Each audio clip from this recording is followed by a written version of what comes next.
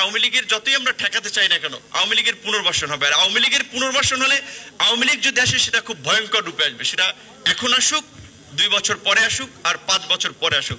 আপনি দেখেন DC SP, OC YONO, দেখেন এখনই কোনো ক্ষেত্রে তারা স্পষ্টত বিশেষ কোনো রাজনৈতিক দলের পক্ষে অবস্থান নিয়ে নিচ্ছে। অনেক রাজনৈতিক দলই মঞ্চে এক রকমের কথা বলে, ভিতরে আরেক রকমের কথা বলে। পলিসি লেভেলে যখন তাদের মধ্যে আলাপ আলোচনা হয়, ক্ষমতার ভাগ বটরা কেন্দ্রিক আলোচনা হয়, সেখানে আবার তাদের টোন টিউন আমি ভিন্ন রকম দেখি, শুনি। সেক্ষেত্রে যেটা আমাদের প্রধান উপদেষ্টা বলেছে যে ন্যূনতম সংস্কার যদি আপনারা চান, তাহলে আগামী বছর শেষের দিকে একটা ইলেকশন হতে পারে। তাহলে ন্যূনতম কিংবা এর চেয়ে যদি আমরা ধরি মাঝারি ধরনের সংস্কার ক্ষেত্রে আমরা কি কি সংস্কার মিনিমাম চাই? আমরা একটা জবাবদিহিতামূলক আইন শৃঙ্খলা বাহিনী চাই। এখন যেভাবে পুলিশ কিংবা প্রশাসনে অনেকে আবার একেবারেই প্রো বিএনপি জামাত হয়ে যাচ্ছে, তো সবাই দাবি করছে যে তারা বঞ্চিত। তো তারা যদি আবার আরেকটা রাজনৈতিক দলেরই প্রশাসনে থেকে প্রতিনিধিত্ব করতে চায়, তাহলে এই প্রশাসন তো হাসিনার প্রশাসনের চেয়ে বেটার কিছু হবে না। আপনি দেখেন ডিসিএসপি, ওসি ইউনো, দেখেন এখনই কোনো ক্ষেত্রে তারা স্পষ্টত বিশেষ কোনো রাজনৈতিক দলের পক্ষে অবস্থান নিয়ে নিচ্ছে।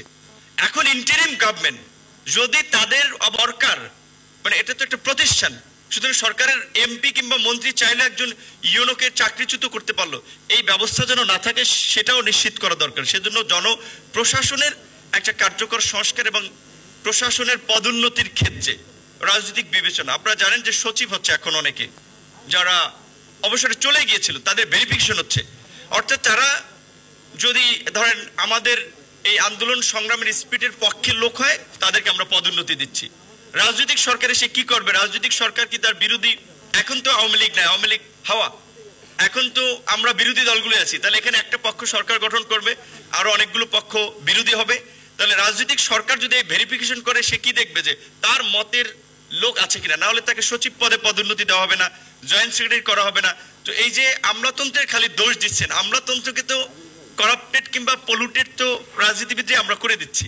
সেখানে এই আমলাতন্ত্রের সংস্কার ছাড়া জবাবদিহিতামূলক কিংবা জনবান্ধব প্রশাসন সম্ভব নয়। নির্বাচনের প্রশ্নে 91-90-এর কথা ধরেন, 3 জোটের রূপরেখা ছিল, 2 দলই ক্ষমতায় ছিল, কেউ কি রেখেছিল কথা? রাখে নাই।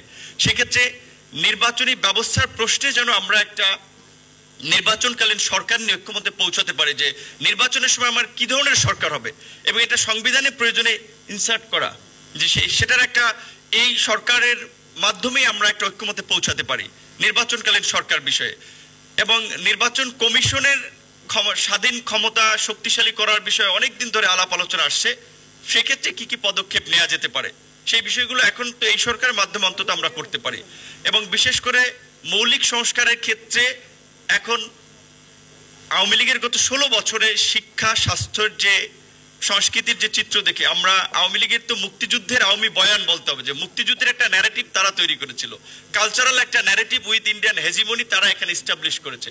সেক্ষেত্রে আমরা যদি এখানে এটার একটা কাউন্টার পজিটিভ ন্যারেটিভ তৈরি না করতে পারি, আমাদের একটা নিজস্ব বয়ান যদি তৈরি করতে না পারি, আবার আওয়ামী লীগের যতই আমরা ঠেকাতে চাই না কেন, আওয়ামী লীগের পুনর্বাসন হবে। আর আওয়ামী লীগের পুনর্বাসন হলে আওয়ামী লীগ যদি আসে সেটা খুব ভয়ঙ্কর রূপে আসবে। সেটা এখন আসুক, 2 বছর পরে আসুক, আর 5 বছর পরে আসুক।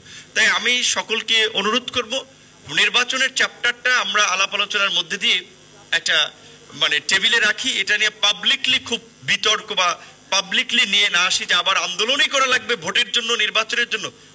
আন্দোলন তো কিছুদিন আগেই করলাম, আমরা সবাই বলছি উইথ বিএনপি চেয়ারপারসন, জামাতের আমির, সবাই বলছি আমাদের সরকার। তাহলে আমাদের সরকারের কাছে আবার ভোটের জন্য কেন আমাদের 5ই অগস্টের মতো আবার আন্দোলন করা লাগবে? এই দৃষ্টিভঙ্গি পরিবর্তন করে এখন জাতীয় ঐক্যমত্যের ভিত্তিতে সংস্কারটা করা আমাদের জরুরি।